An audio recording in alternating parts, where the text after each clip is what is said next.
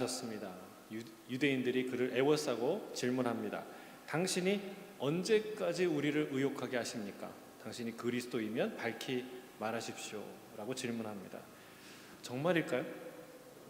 그들이 예수님이 그리스도인지 궁금했을까요? 만약 그리스도라고 밝히 말하면 그들이 믿었을까요? 그렇지 않습니다. 저들은 예수님께만 이런 질문을 한 것이 아니죠. 세례 요한에게도 같은 질문을 했습니다. 그러나 그들은 세례 요한의 권위도 인정하지 않는 자들이었어요. 믿기 위해 질문한 게 아니죠. 만약에 믿기 위해서 질문했다면 그들은 예수님을 신성모독의 죄로 정죄하지 못했을 거예요. 여러분, 그가 메시아, 당신이 메시아입니까? 라고 질문했는데, 그래, 내가 메시아다, 하나님의 아들이지 라고 얘기했는데, 당신은 메시아일 리가 없어. 왜냐하면 당신은 하나님의 아들일 수 없으니까. 이게 말이 되냐는 거예요. 물론 그들이 기대하는 메시아, 구원자, 그리스도는 사람이었을 거예요. 다윗과 같은, 그리고 모세와 같은 그런 구원자를 기다렸어요. 이 수전절, 지금 그들이 지내고 있는 이 수전절의 주인공인 마카비우스 같은 그런 위대한 영적 거인들, 그런 사람들을 기대했을 거예요. 하지만 여러분 생각해 보세요. 하나님이 어찌 자신의 아들을 메시아로, 그리스도로 보낼 수 없겠습니까? 그럼 왕이 사신을 보내는데 신하들 중에서만 보내야 된다는 법이 있나요? 왕이 친히 자기 아들을 사신으로 보낼 수 없나요? 아니죠. 오히려 왕이 친히 자기의 아들을 사신으로 보낸다는 건 훨씬 더 막중한 책임을, 또 많은 이 권한을 가지고 가는 일임을 우리가 알죠. 따라서 더 많은 존중을 받아야죠. 만약에 예수님이 자기가 하나님의 보내신 그리스도이며 하나님의 아들이라고 얘기하면 이들이 그 자리에서 엎드려 경배해야 마땅합니다. 그러나 그들은 자신의 신학으로 하나님을 제한하고 그리고 예수를 정죄합니다. 예수님은 그들의 질문에 대답하세요. 뭐라고 하십니까? 내가 말을 했고 그리고 내가 아버지의 이름으로 하는 일들이 그것의 증거임에도 불구하고 너희는 믿지 않는구나. 너희들이 내 양이 아니기 때문에 그렇다. 너희가 만약 내 양이었다면, 내 양은 내 음성을 듣고 나를 믿고 나는 그들에게 영원한 생명, 영생을 주었을 것이다. 그리고 그 영생은, 그리고 그 영생을 받은 그 양들은 결코 나에게서 아무도 빼앗아갈 수 없다. 왜냐하면 이 양들을 주신 하나님 아버지는 만유보다 크신 분이기 때문이다. 나와 아버지는 하나이니라 라고 말씀하셨어요. 자, 이 말씀을 하시자 그들이 돌을 들고 달려듭니다. 우리 그 얘기를 한번 읽어볼까요? 31절에서 33절이에요. 같이 읽겠습니다. 시작. 돌을 들어 치려 하거늘 예수께서 대답하시되 내가 아버지로 말미암아 여러 가지 선한 일로 너희에게 보였거늘 그 중에 어떤 일로 나를 돌로 치려 하느냐. 유대인들이 대답하되 선한 일로 말미암아 우리가 너를 돌로 치려 하는 것이 아니라 신성모독으로 인함이니 내가 사람이 되어 자칭 하나님이라 함이로라. 나와 아버지는 하나이니라 하신 이 말에 사람들이 격분합니다. 그러나 그들의 해석은 다분히 의도적이에요. 예수님의 말씀을 지속적으로 어떤 방향으로 몰고 가고 있어요. 신성모독이라는 죄를 향해서 계속해서 이 여론몰이를 하고 있는 것이죠. 자, 예수님이 하신 말씀을 굳이 그렇게 해석할 필요가 없었어요. 제가 좀 전에 언급한 대로 예수님의 말씀의 맥락을 가만히 잘 살펴보세요. 나와 아버지는 양들을 구하고 지키는데 하나다라는 말씀을 하고 계시는 거예요. 아버지의 뜻대로 아버지의 양을 지키는 아들이 할 수 있는 말이에요. 아들이 치는 양은 곧 누구의 양입니까? 아버지의 양이죠. 다윗이 아버지의 양을 칠 때 사자와 곰이 와서 양을 물어갔어요. 그때 다윗은 이렇게 하지 않았습니다. 이거 아버지의 양이니까 이렇게 목숨 걸 필요 없어. 이렇게 하지 않고 목숨을 걸고 사자와 곰과 싸워서 그 수염을 잡고 싸워서 그 입에 있던 양을 꺼냈어요. 왜 그랬습니까? 아버지의 양이 자신의 양이기 때문에, 양을 지키고 보호하는 데 있어서 아버지와 아들은 하나이기 때문에 그렇습니다. 이게 주님이 얘기하시는 맥락이죠. 그러나 저들은 이것을 신성모독의 죄로 연결시킵니다. 연결이 안 되는 말은 아니에요. 그러니까 예를 들면 큰 맥락은 도외시하고 작은 지엽적인 문제가 될 만한 것을 딱 끄집어내서 집중 공략하는 거예요. 안식일에 듣도 보도 못한 기적을, 안진뱅이를 일으키고 맹인을 눈뜨게 한 그 놀라운 신적 표적과 사건은 전혀 온데간데 없고 안식일에 사람을 고쳤다는 거예요. 영업행위를 했다는 거예요. 그걸로 몰고 가는 거예요. 마치 그런 거예요. 지금 신성의 모독의 죄로 계속해서 몰고 갑니다.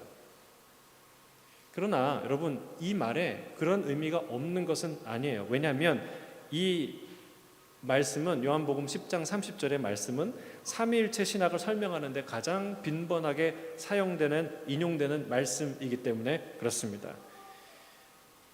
그러나 그들은 의도적으로 이것을 비틀고 왜곡한다는 거예요. 근데 예수님이 이에 대해서 아주 흥미로운 얘기를 하세요. 자, 34절부터 36절 말씀 한번 읽겠습니다.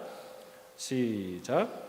예수께서 이르시되 너희 율법에 기록된 바 내가 너희를 신이라 하였노라 하지 아니하였느냐. 성경은 패하지 못하나니 하나님의 말씀을 받은 사람들을 신이라 하셨거든. 하물며 아버지께서 거룩하게 하사 세상에 보내신 자가 나는 하나님의 아들이라 하는 것으로 너희가 어찌 신성모독이라 하느냐. 예수님이 신성모독이라는 말을, 저들의 고발을 정면으로 부인하지는 않으셨어요. 나는 그런 말 한 적 없어, 내 말은 그런 의도가 아니야 라고 말씀하지 않으셨다는 거예요. 어떤 면에서 그들의 말은 진실을 담고 있기 때문에 그렇습니다. 그러나 자신의 때가 아직 이르지 않았기 때문에 이 부분에 대해서 집중적으로 말씀하지 않으십니다. 하나님의 독생자이심을 더 명확하게 드러내는 사건은 곧 이어 있을 십자가와 부활 사건이기 때문에 그것을 통해 하나님이 이 놀라운 사실을 알리시려는 것이 하나님의 뜻이기 때문에 지금은 그 부분에 대해서 집중적으로 말하지 않아요. 대신 시편의 말씀을 통해서 하나님의 아들이라고 언급하는 게, 그 말을 사용하는 게 결코 신성모독일 수 없다는 논증을 해 주십니다. 자, 시편 82편의 말씀인데 같이 한번 읽어보겠습니다. 시편 82편 6절 7절 시작. 내가 말하기를 너희는 신들이며 다 지존자의 아들들이라 하였으나 그러나 너희는 사람처럼 죽으며 고관에 하나같이 넘어지리로다. 자, 여기에 보면 신들이라는 개념이 나오고 지존자의 아들들이라는 말이 나와요. 1절에 보면 신의 모임들이라는 말도 나와요. 그런데 이들은 우리가 생각하는 신화적인 존재들, 그러니까 천상계의 어떤 영적 존재들이 아님을 알 수 있어요. 어떻게 해요? 그 다음 절에 뭐래요? 너희는, 그러니까 너희가 그 사람들인데 사람처럼 죽으며 고관에 하나같이 넘어지리로다 라고 말해요. 그러니까 그런 영적 존재는 아니라는 거예요. 분명히 이 존재는 누구예요? 사람을 가리켜 하는 말인 것을 분명히 알 수 있어요. 이 사람들이 누구냐? 이 82편의 1절부터 5절을 찬찬히 읽어보시면 알겠지만 누구냐면 심판, 하나님의 법, 율법을 맡은 사람들을 재판하는 재판관들의 모임을 말하는 거예요. 그 당시에 누가 재판을 했냐?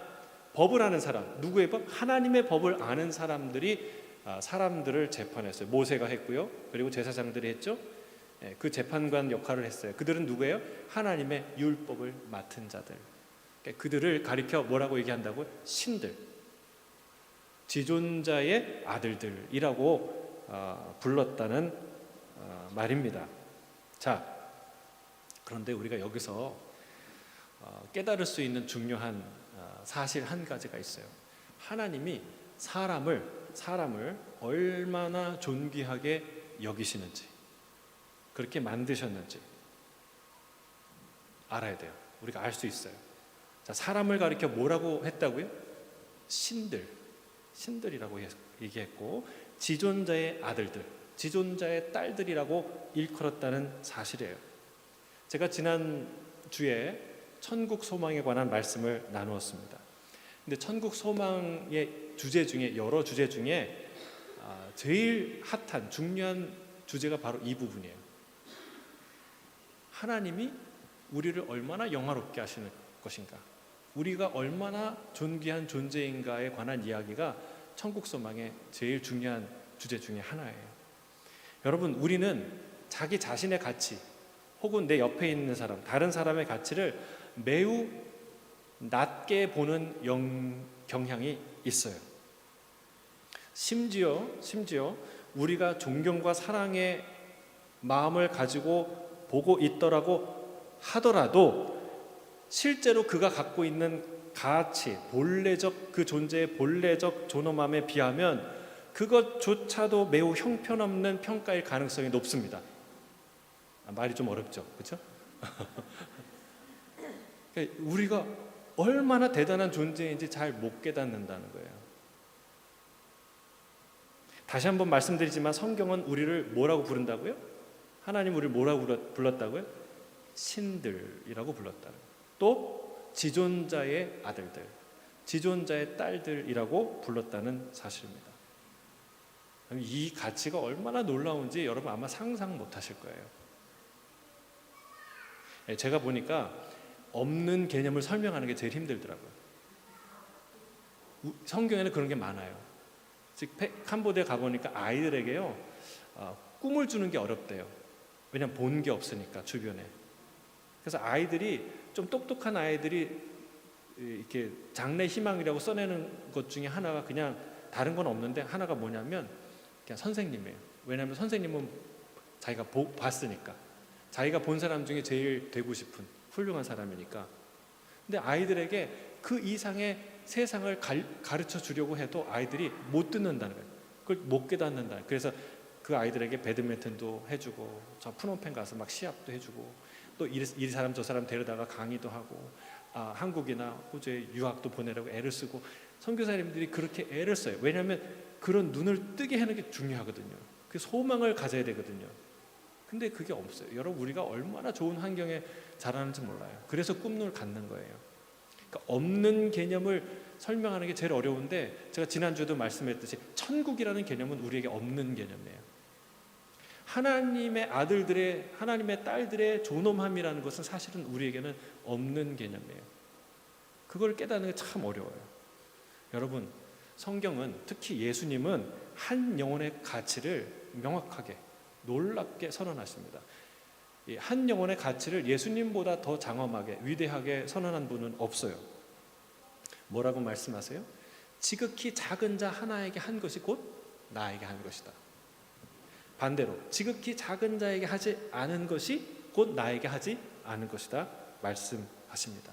너희가 업신여기는, 무시하는 그 한 사람, 그 사람들의 천사들이 저 하늘에서, 하늘에 계신 내 아버지를 매일 날마다 뵙는다, 만난다 라고 말합니다.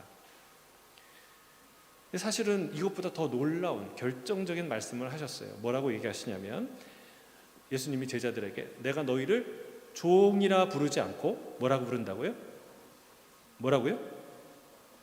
친구라 부르겠다.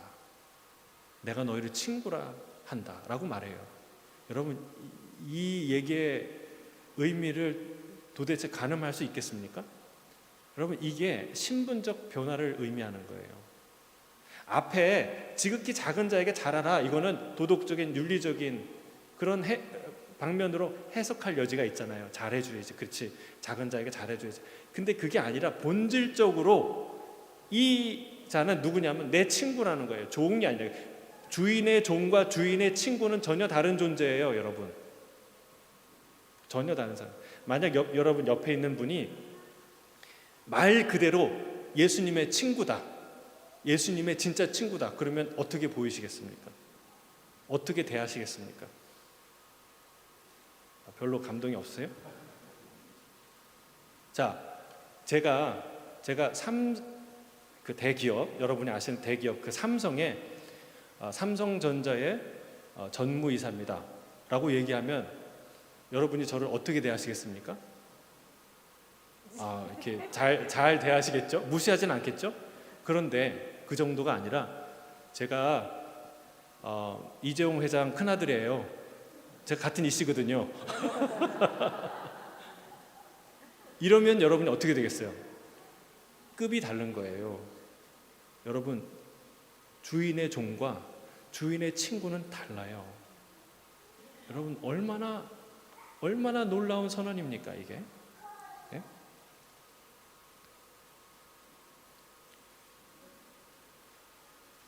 옆에 있는 이 분이 실제로 예수님의 친구라면 어느 날 신 혹은 신들이라고 불릴 그 어떤 존재라면, 지존자의 아들들 혹은 지존자의 딸이라고 불리는 그런 놀라운 존재라면 여러분 함부로 말할 수 있습니까? 함부로 대할 수 있을까요? 그렇지 않을 거예요. 우리 옆에 있는 분들에게 한번 얘기해 볼까요? 그러니까 우리가 이 말을 할 때 우리도 모종의 신성모독의 죄를 짓는 것 같은 느낌이 들어요. 그렇죠? 당신은 신들입니다. 당신은 신입니다. 그렇죠? 당신은 지존자의 아들입니다. 지존자의 딸입니다. 라고 말하면 신성모독을 범하는 그런 죄를 짓는 것 같이 느껴져요. 그러나 하나님이 사람을 향해 그렇게 말했다는 거예요. 이건 놀라운 선언이에요. 여러분에게, 옆에 있는 분에게 얘기해보세요. 그렇게 얘기해 보세요. 당신은 신과 같은 존재입니다. 당신은 지존자의 아들, 지존자의 딸입니다. 여러분 아시겠어요? 예수님이 이 부분을 얘기하시는 거예요. 여러분, 실제로 그런 일들은 일어날 겁니다. 첫째, 우리는 영광스러운, 그날이 오면 영광스러운 부활의 몸을 입을 것이라 말씀하세요. 둘째, 하나님의 나라를 유업으로 받을 거예요. 그냥 거기에 천국에 조그만 목 좋은 곳에 살기 좋은 새 집 하나 정도를 얻는 게 아니라 그 나라를 얻게 될 거예요. 여러분, 그리고 세 번째는 주와 함께 그 나라를 다스리고 통치하게 될 거예요. 와, 여러분 이게 우리의 상상이 잘 안 돼요.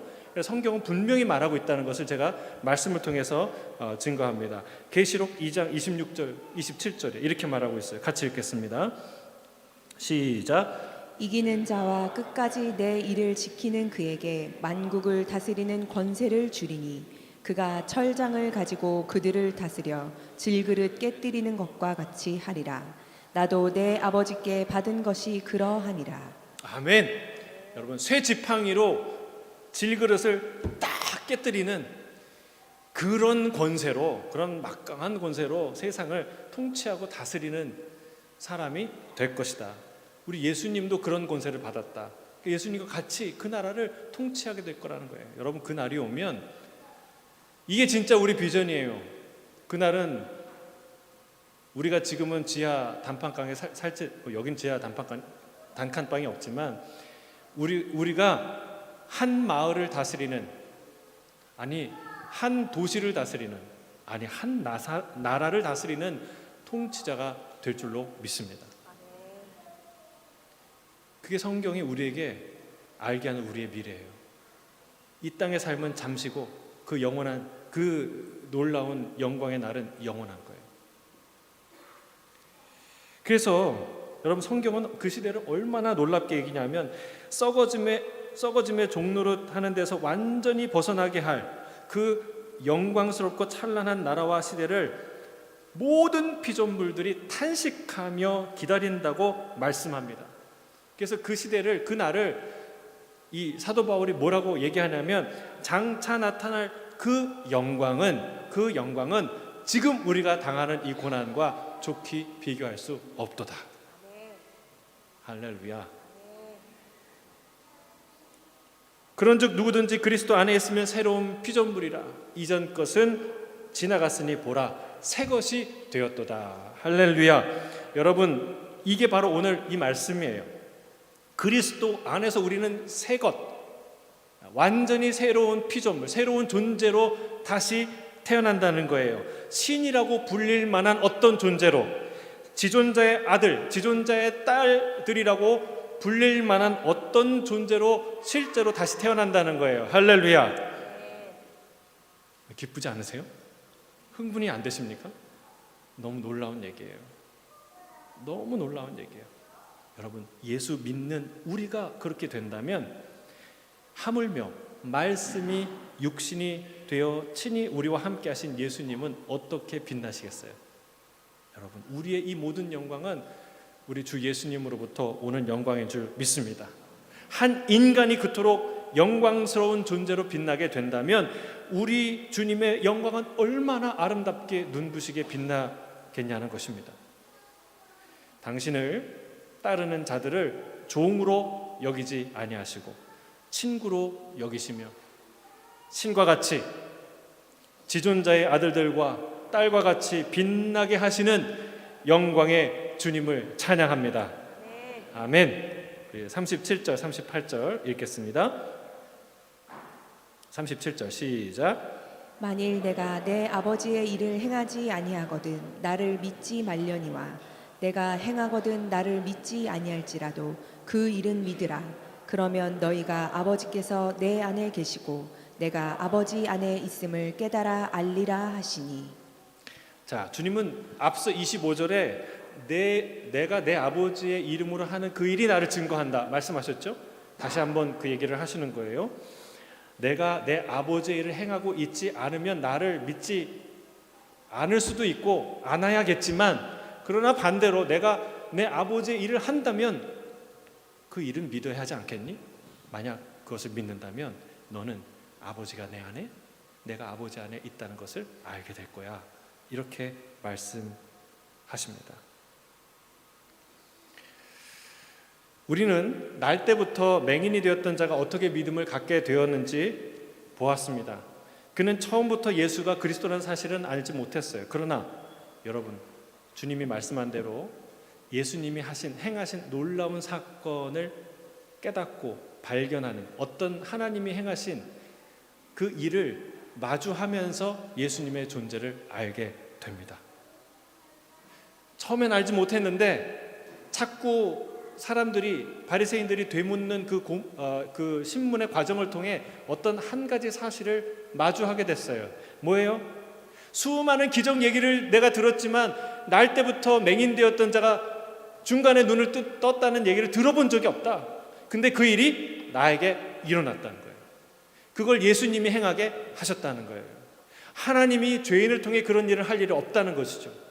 그분은 하나님이 보내신 분이 분명하다라는 깨달음에 이르게 된 것입니다. 사랑하는 성도 여러분, 물론 기적이 모든 판단의 최종 근거라고 말하는 것은 아닙니다. 왜냐하면 성경은 적그리스도도 많은 기적을 행할 것이다, 기적으로 유혹할 것이다 말하고 있기 때문에 그렇습니다. 이 얘기의 포인트는 뭐예요? 사실을 따라가라는 거예요. 사실을 따라가라. 성령께서 사실을 따라가다 보면 성령께서 알게 하는, 깨닫게 하는 순간이 반드시 온다는 거예요. 반드시. 만약에 적그리스도의 현혹이 되어서 그 기적을 그리스도의 기적인 줄 알고 따라가던 사람들도 진짜 그 사실 앞에서 하나님, 성령님 이것을 분별하게 해주세요. 그리고 정말 하나님 앞에 구한다면, 기도하고 말씀으로 깨어있다면 반드시 하나님이 그것이 가짜임을, 적그리스도임을 하나님이 알게 해주실 줄 믿습니다. 여러분, 사실에 집중하고 하나님이 보여주신, 행하시는 그 일들을 따라가다 보면 반드시 만나게 돼 있어요. 하나님이 부인할 수 없는 사실들을 우리에게 흔적으로 남기셨어요. 그리고 그 일을 행하신다는 것이죠. 여러분, 사실 앞에 겸손하게, 진실 앞에 겸손하게 서는 저와 여러분이 되시기를 주의 이름으로 축복합니다. 말씀 따라가는 게 너무나 중요해요. 저는 우리 교회 성도님들에게 감사해요. 왜냐하면 제 설교를, 이 부족한 설교를 너무나 열심히, 그리고 진지하게, 성실하게 들어주세요. 그래서 그걸 느낄 수 있어요. 그래서 제가 너무너무 감사해요. 그래서 너무 기쁨으로 말씀을 전할 수 있고 또 최선을 다해서 말씀을 준비하는 원인이 되기도 합니다. 어제 설교를 또 새벽 2시까지 했어요. 근데 물론 저의 능력이 많으면 빨리 끝나겠지만 최선을 다해서 준비를 해야 되겠다 이런 마음이 항상 들어요. 왜? 우리 성도들이 항상 말씀을 달게 받으니까 너무 감사해요. 저는 이게 우리의 강점이고 자랑인 줄 믿습니다. 그럼 말씀을 듣는 사람은요 변화되게 돼 있어요. 정말 변화되게 돼 있어요. 우리를 온전하게 말씀이 인도하신다는 거예요. 근데 죄송한 분들도 있어요. 제 설교가 다소 불편하신 분들도 있는 걸 알아요. 왜냐하면 세상의 강해처럼 매끄러운 듣기 좋은 설교가 아니기 때문에 그렇습니다. 테드나 유튜브의 강연 이런 걸 들어보면 사실은 듣는 사람 입장에서 잘 들릴 수 있도록 원하는 이야기들을 해줘요. 그게 좋은 강의죠, 사실은. 하지만 저는 그렇게 설교하지 않죠. 왜냐하면 저는 설교가 목사 개인의 이론이나 사상을 전하는 것이 아니라 말씀, 하나님의 말씀이 하고 있는 그 얘기를 가능한 한 잘 원래 뜻 그대로 전하는 게 목사의 사명이라고 생각하기 때문에 그렇습니다. 그래서 말씀의 논리와 말씀의 순서에 충실하려고 애쓰고 노력하는 것이죠.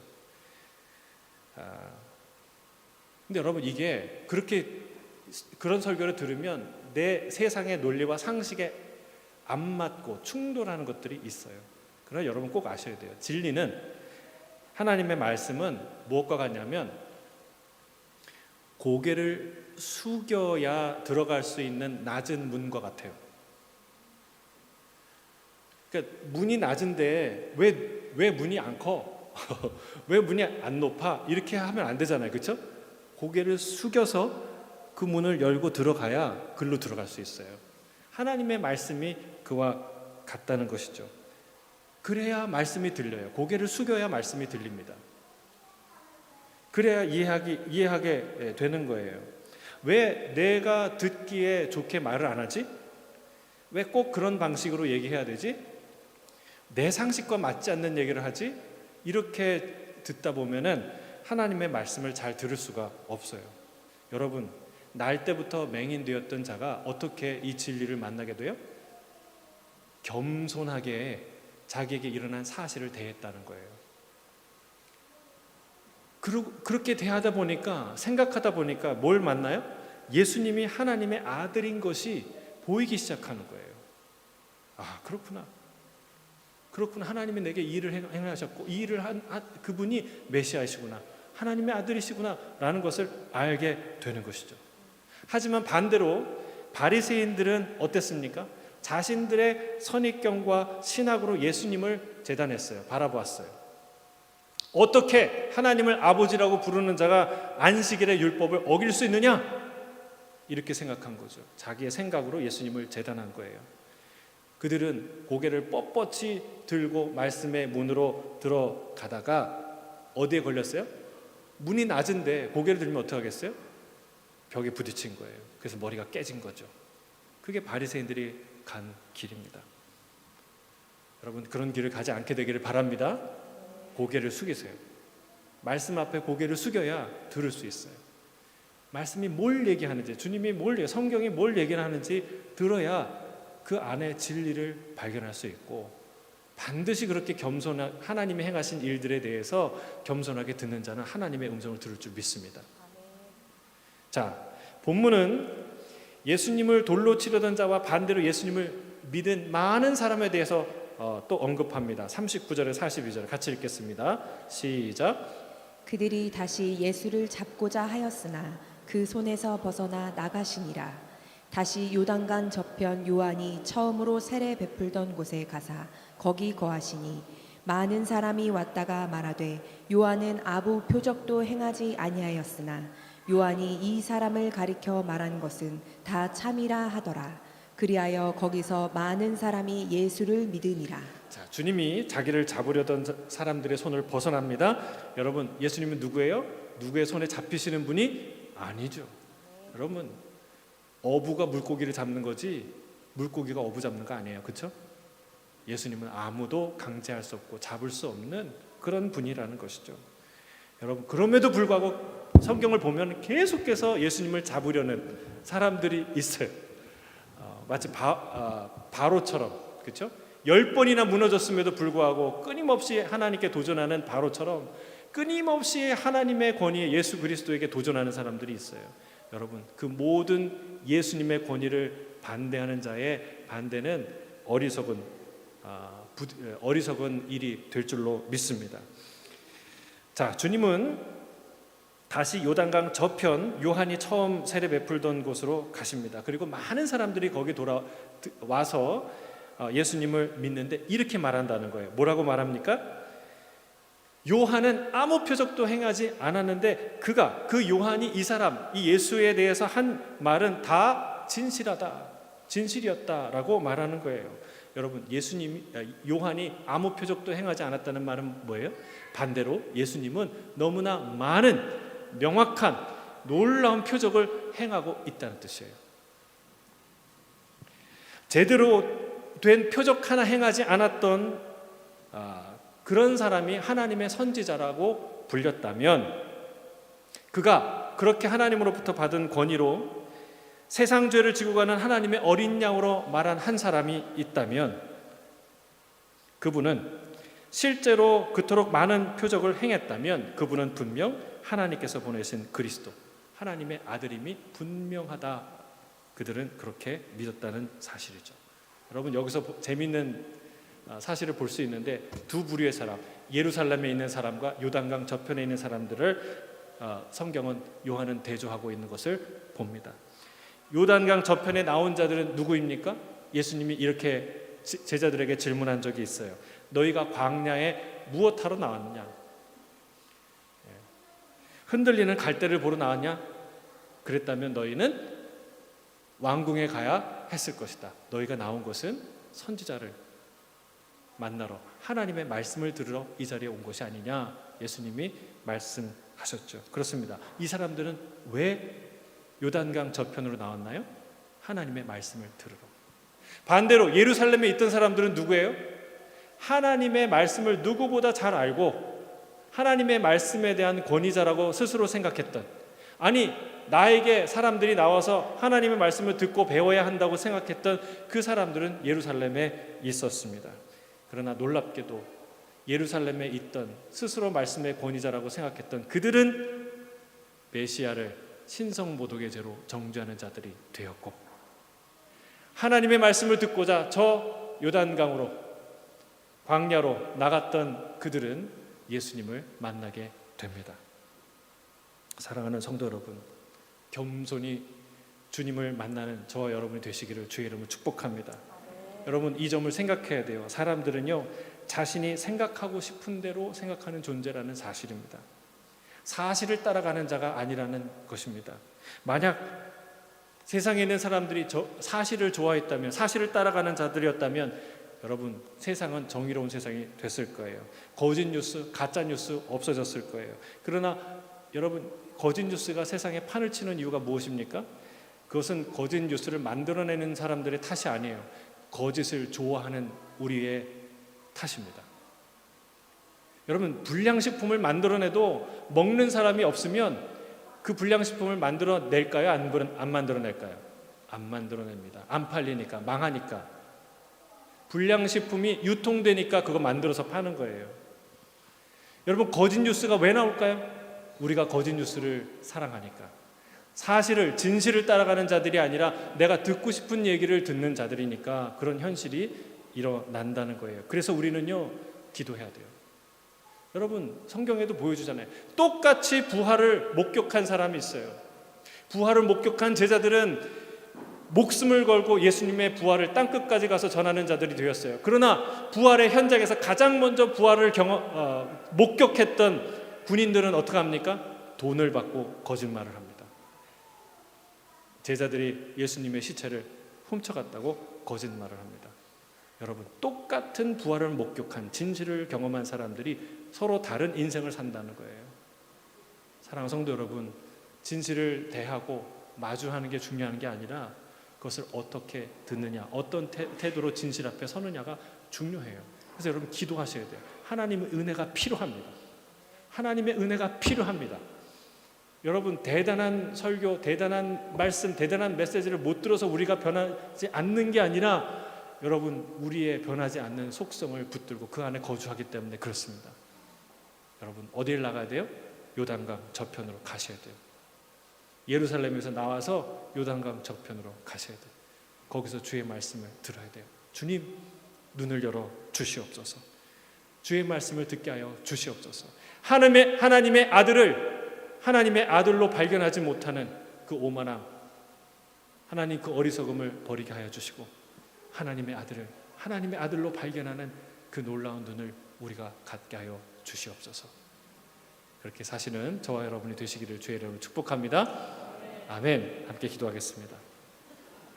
사랑하는 주님,